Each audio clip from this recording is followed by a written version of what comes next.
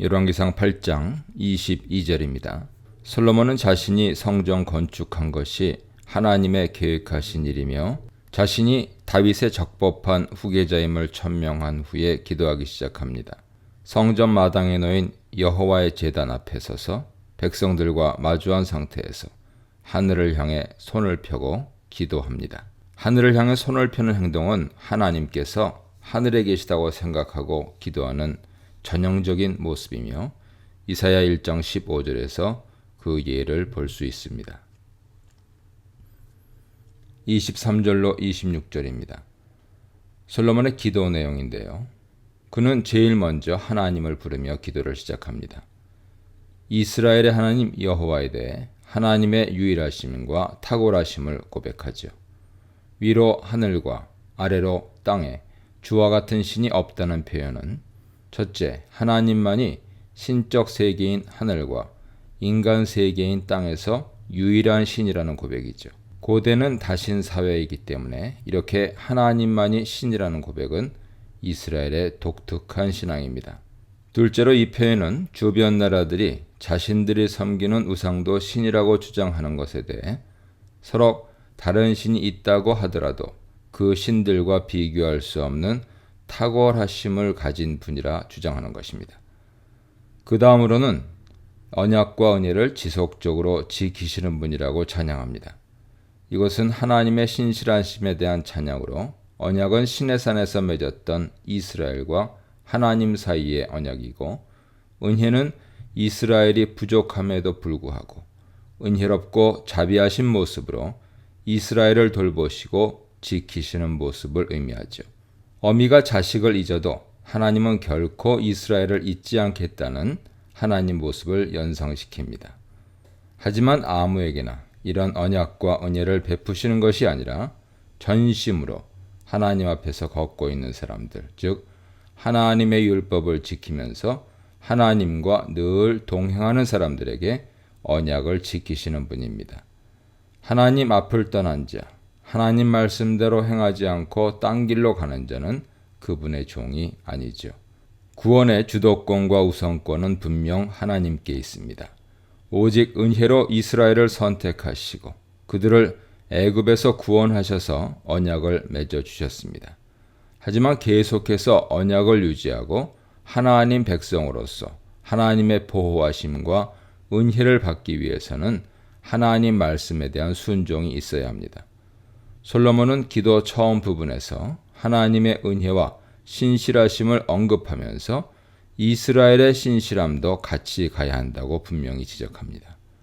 24절은 지금까지 하나님께서 다윗에게 약속하신 것을 지키시고 이루신 것에 대한 고백이죠. 앞서 백성들에게 이야기한 것을 보면 두 가지인데 다윗 아들이 왕위를 이은 것과 성전 건축을 완성한 것이 그것입니다. 이런 고백을 통해서 솔로몬은 하나님의 신실하심을 강조하고 있습니다. 그리고 이런 하나님의 신실하심을 바탕으로 솔로몬은 다윗의 후손들이 계속해서 이스라엘의 왕좌에 오를 수 있기를 기원합니다. 즉 하나님께 다윗 왕조를 든든하게 세워달라고 기도한 것이죠. 이것은 사무엘하 7장에 나온 다윗 언약의 기반을 둔 기원으로 하나님께서 다윗에게 네 집과 네 나라가 영원히 보존될 것이고 네 왕위가 영원히 경고할 것이라고 약속하셨으므로 솔로몬은 하나님께서 다윗에게 약속하신 것을 꼭 지켜달라고 간청합니다. 우리도 솔로몬처럼 하나님의 신실하심에 기대어 기도하고 신뢰해야 합니다. 세상에서는 돈 있는 사람, 힘 있는 사람의 의도대로 일이 진행되는 것 같이 보여 때론 분노하고 좌절하고 불안하기도 하지요. 그러나 하나님은 나만의 하나님이 아니라 온 세상의 유일한 신이며 세상을 다스리시는 분입니다. 또한 신실한 분, 말씀을 지키시는 분으로 선한 일을 한 자들에게는 선으로, 악한 일을 한 자들에게는 악으로 갚겠다고 약속하셨고 하나님을 의지하며 부르짖는 백성의 목소리를 듣고 응답하겠다고 약속하셨습니다. 이런 하나님에 대한 신뢰의 마음으로 세상을 볼 때 우리는 하나님께서 세상 속에서 어떻게 일하시는지 보며 평안을 누릴 수 있게 됩니다. 27절로 30절입니다. 솔로몬은 이제 성전에 대해 기도합니다. 참으로 하나님께서 땅 위에 거하시겠습니까? 하는 표현은 수사 의문문으로 하나님께서 땅에 거하시는 것은 불가능하다는 것을 강조하기 위한 표현이죠. 하늘과 하늘들의 하늘이라는 표현은 구약 세계에서 생각할 수 있는 가장 넓은 무한대 공간을 표현한 것으로서 인간 세상은 하나님께서 거하시기에는 너무 작다는 것을 강조합니다. 이렇게 세상이 품을 수 없는 크신 하나님께서 아주 작은 성전에 거하신다는 것은 하나님 관점에서 보면 말이 안 되는 일입니다. 솔로몬은 이런 표현을 통해서 하나님께서 언약궤 안에 갇혀 있거나 성전에 묶여 있는 분이 아니라는 것을 분명히 하죠. 대신 29절에서 하나님의 이름을 둔 이곳에 하나님의 눈을 주야로 두신다는 표현과 30절에 주께서 계신 곳 하늘에서 들으시고 라는 표현을 통해서 하나님께서 실제로 계신 곳은 성전이 아니라 하늘임을 분명히 합니다. 다만 성전은 하나님께서 관심을 가지고 보고 듣고 계신 곳으로 하나님과 인간을 연결하는 곳이죠. 28절과 29절에서 솔로몬은 내 이름을 두는 곳을 중심으로 주의 종의 기도와 간구를 들어달라고 반복해서 간구합니다. 28절에서는 주의 종의 기도와 간구를 돌아보시고 주 앞에서 부르짖음과 비는 기도를 들으소서 라고 일반적인 기도를 들어달라고 요청했다면 29절은 이 성전을 향하여 혹은 이곳을 향하여 비는 기도를 들어달라고 구체적으로 기도합니다.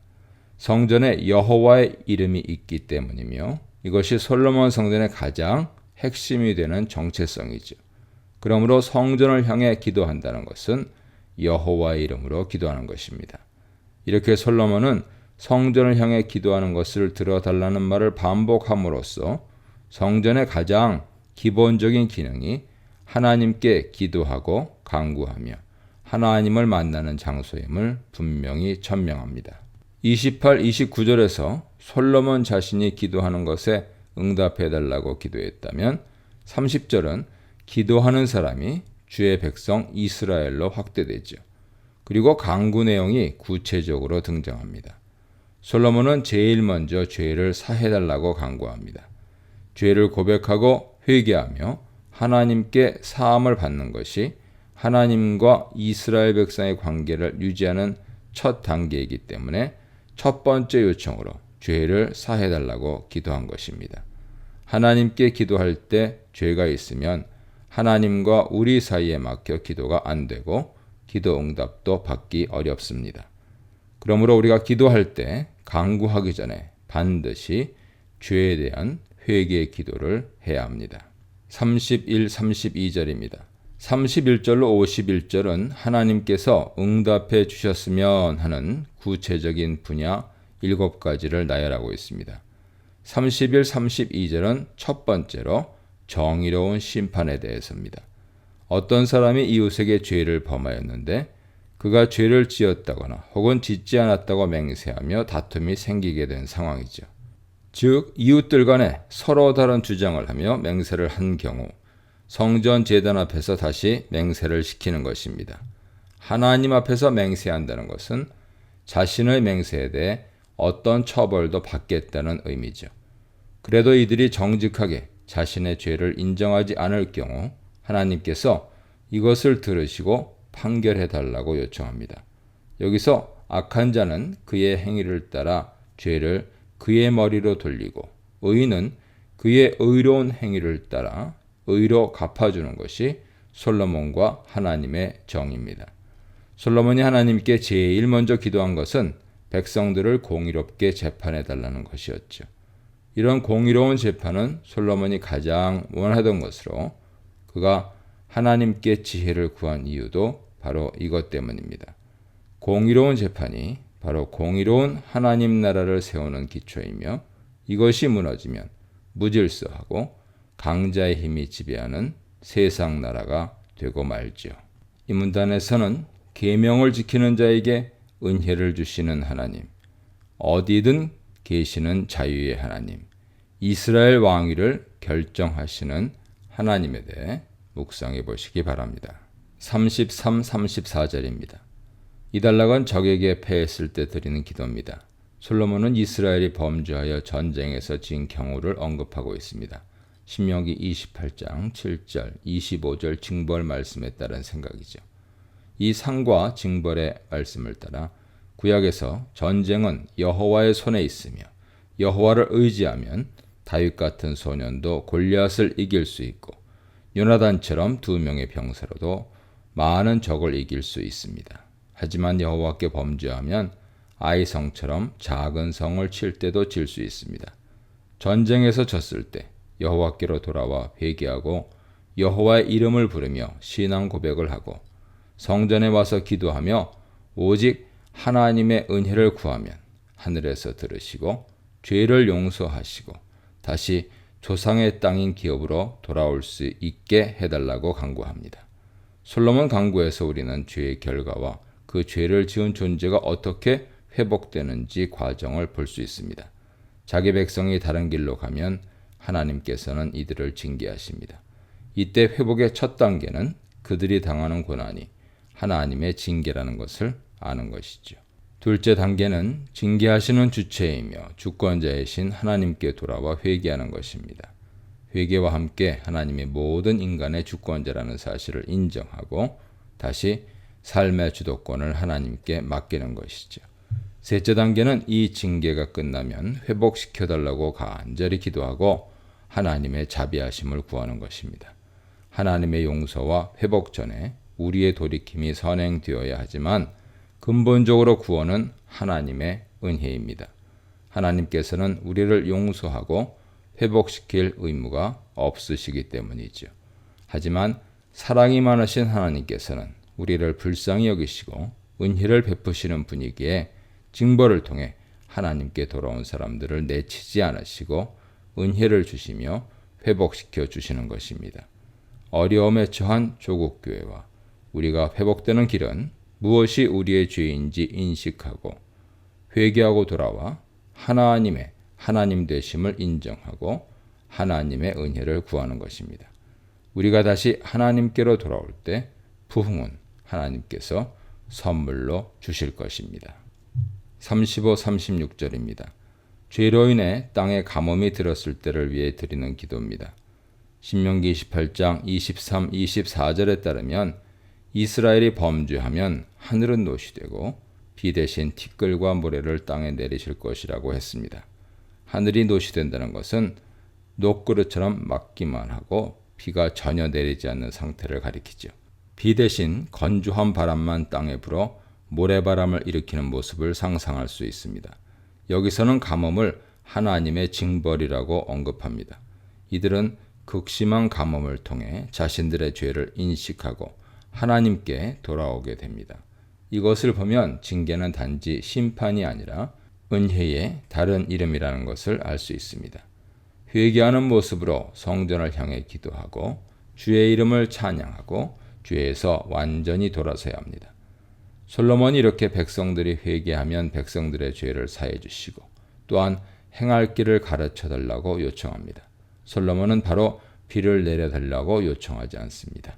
비도 중요하지만 다시 하나님 백성으로 하나님 말씀에 순종하며 사는 것이 더 중요하기 때문이죠.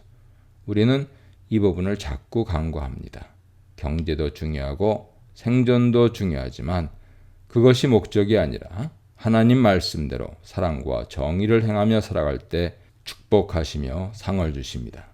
예수님도 먼저 그의 나라와 의를 구하면 이 모든 것, 즉 먹고 사는 것은 주신다고 약속하셨습니다. 비로 상징되는 생존의 문제, 경제 문제도 경제 논리로 보아서는 안 되며 하나님의 정의와 사랑과 신앙 문제로 보아야 합니다. 37, 40절입니다. 두 번째와 세 번째 강구는 이스라엘의 공동체 강구인데 반해 네 번째 강구는 각종 재앙, 질병이 올 때 개인 혹은 집단이 어떻게 반응해야 할지를 말합니다. 공동체와 함께 개인이 언급된 것이 독특하죠. 여기서 언급된 재앙들은 기근과 곡식이 시들어가는 것, 깐부기, 메뚜기 재앙, 적의 공격, 질병, 전염병으로 둘째와 셋째 재앙을 포함해서 신명기 28장에 언급된 모든 징벌을 한 곳에 모아놓았습니다. 개인적으로, 집단적으로 만날 수 있는 대부분의 경우를 언급한 것이죠.